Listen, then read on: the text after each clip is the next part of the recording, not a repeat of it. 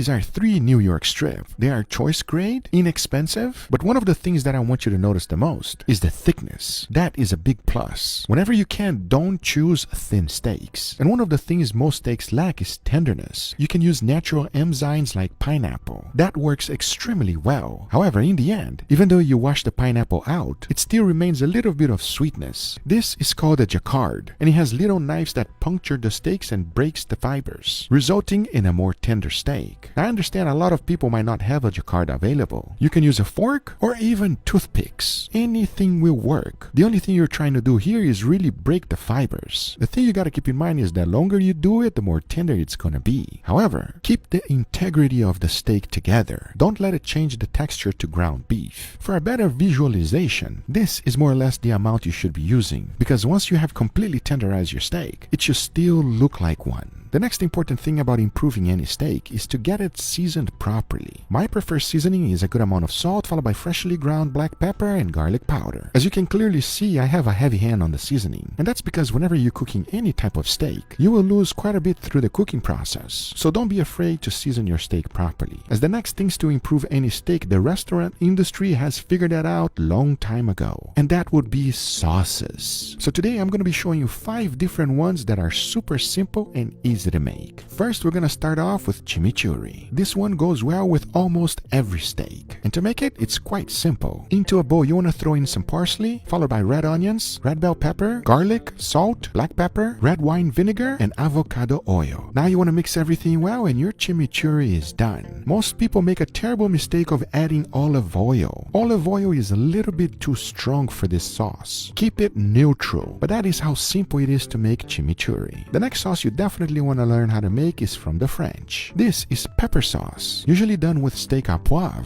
You can make it from scratch for actually any steak. And here's the easy way to do it. Into a pan, add some avocado oil, followed by shallots, garlic, and green peppercorn. Now you want to mix everything together, saute, and get a little bit of color. As once you have done so, it's time to add in some butter, and melt that butter in nice and slow. The next step might be one of my favorite, and that is to add a little bit of cognac. You definitely want to ignite the cognac. That is if you want to show, because to finish this off, you want to add a little bit of beef stock, bring it to a nice simmer and start reducing, and once you have done so, add some heavy cream and let it reduce. As in the end, you are left with this steak à poivre sauce, and it is absolutely delicious and quite simple to make, as you just saw. Next up, we got one that goes perfectly with prime rib. This one might be the easiest one to make, as into a bowl you want to throw in some mayo, followed by sour cream, a tiny bit of horseradish, and chives. Mix that up real good, and there you have a nice simple sauce to go along with any prime rib. It helps bring the fattiness of a prime rib down, and you saw it there that it's easy to make. This next sauce is a little bit more complicated. Into a pan, you want to start off with some vinegar, then add some shallots and black peppercorn. Mix that up well and bring it to a simmer. Once all of the flavors have infused and the sauce has reduced, it's time to strain, because now into a bowl you want to throw in some egg yolks, followed by what you just made, followed by a pinch of salt. Mix that up real good, then add some tarragon, because now we're gonna cook this very gently. So get some water boiling and put your bowl right on top. Then slowly start adding a little bit of oil. And as you're doing so, everything will start emulsifying together. Make sure you do not stop stirring it, as in the end, you are left with this, an incredible béarnaise sauce that it's going to please everyone. As finally, we're gonna make a wine reduction sauce with bone marrow. Into a pan, add some avocado oil, followed by shallots and garlic. Mix that up real good and start to cook it for a little bit. As soon as you start getting a little bit of color, throw in some bone marrow. Let that melt down and keep stirring. Everything will start frying up on you, and you're gonna get an incredible smell in your kitchen. Now, right before everything starts getting a little bit too dark, add some red wine. Then mix it well and let it reduce. Once the wine has reduced to half, add in some beef stock and mix everything together. Now you want to strain the whole thing and put it right back to the pan and bring it to a simmer, because now the important ingredient is this demi-glace. Because to finish up this sauce, add a generous amount of demi-glace on top, mix that up real good, and there you have it. This is my take on bordelais sauce. Simple, easy, and it will be delicious. My only last advice is to serve it in a special way.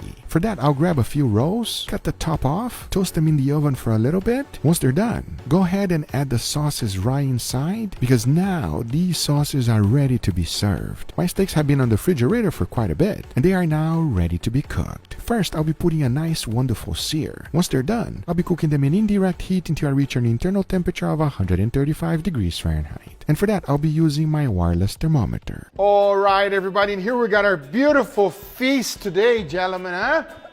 A lot of steak. Why are you laughing? I've seen a lot of things here on Guga Foods. I've never seen anything like this, Guga. What's going on today? So here's the deal, okay? Obviously, we got a pile of steak, everybody. Always make a pile. It is a lot better, I promise you that. But not only that today. Today, we got a little bit of sauces going on. Okay. Which I want your honest opinion to let me know if any of the sauce actually made the steak more enjoyable. Bro, I'm cool with any sauce as long as it's not A1 or HP. Enough talking. We got a lot of sauces to try. Let's dig in, please. All steaks are the same. Bang! Don't even matter. So all I want you to do in order to try this properly is I want you to grab a little bit and just put on top of your steak just like so. And we're gonna dig in. Kind of tastes like prime rib. Like, you know the sauce they give you with the prime rib? Very interesting. Okay. I don't think it tastes bad with the steak. However, it tastes kind of like horseradish. For me, it's not my favorite. I don't think it's bad with the steak. However, I'm not a huge fan of it. Very good. Fair enough. Okay. It's okay. I could see someone liking this. I actually enjoyed that quite a bit, and it pairs up perfect with steak, and it's all gonna depend on your taste. Let's dig in for our second sauce right here. So just dig it in, put it in your steak, and let me know about the second one. Ooh. Are you like that, huh? That one I like more. Kind of like a wine flavor. That pairs up better. Oh, that's like mature, robust, delicious. That feels elegant. I agree with you. It's like you're in a fine dining restaurant. Yeah. It goes well with steak. I mean, people like wine with steak, you know? I think if there's any sauce that will go very well with a steak and most people will like, is that one. And not to mention, that one has a little bit of bone marrow, gentlemen. Ooh. Damn, okay. That's why you like it extra. All right, so now let's go in for the next sauce, which is yellow in color. And I'm really curious because a lot of people enjoy that sauce as well. Oh, it's a thick sauce. That is a very generous. Trust me, you're gonna enjoy this one. Cheers, everybody. Cheers. What?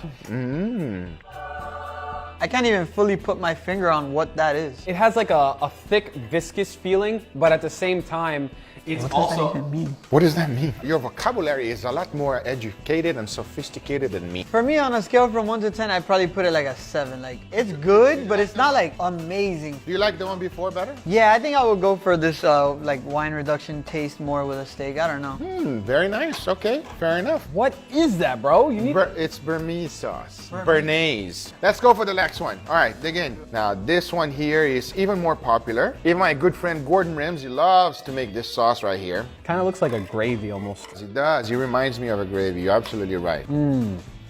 That one. That That one. That's the pepper sauce. I forgot the name. poivre. So it's a peppercorn-based sauce. Tell me, how does it taste so people can understand? It's rich, it's creamy, it's a little bit salty. It adds a lot of depth to the steak that it's kind of lacking, but it's a wonderful pairing. Wow, that's a very good description because I was just gonna say, this is real good. Yeah, this shit is good. Damn, Guga, we never do sauces on steaks, but this video is going really good so I know, far. I know, I'm telling you. I don't like to do it because I like to be a purist like you, but sometimes you gotta get a steak, everybody, because that's all they have, and you gotta make them better. And this is how I would like to do it. Damn, these are cheap steaks. I thought it was like at least prime, because dude, they're pretty tender. They're tender. Oh, I wonder why, everybody. There must be a reason why. All right, you guys ready for the last one? Maybe one of the most popular sauces of all time. Can you tell what this looks like? This looks like a chimichurri to me. You're absolutely right. It is popular all over the world for a good reason. And if you never had chimichurri sauce, you're not living, everybody. Well, enough talking. Let's give it a try and see how this one stacks up. Cheers, everybody. Cheers.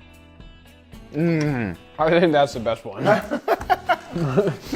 Simple to make, not so much crazy technique that you need to learn in order to do this one. Just use the right ingredients, everybody. That's how easy this one is. What do you think? That's not bad for a chimichurri, I'm not gonna lie. Nah, but it's not your favorite because it's green. But this one's still my winner.